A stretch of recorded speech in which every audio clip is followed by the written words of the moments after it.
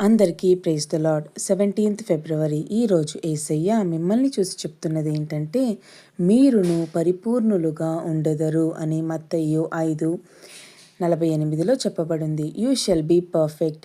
ఈ 5వ అధ్యాయం యేసు బోధించిన పర్వత ప్రసంగంలోనిది భాగం.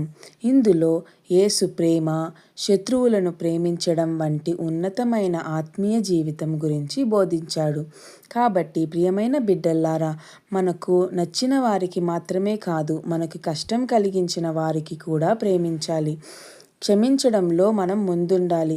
మనం దేవుని పిల్లలమైతే మన ప్రవర్తనలో కూడా ఆయన స్వభావం కనిపించాలి.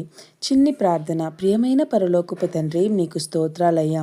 నీ ప్రేమను మాకు బోధించు తండ్రి. క్షమించలేని చోట క్షమించే హృదయాన్ని ఇవ్వు తండ్రి.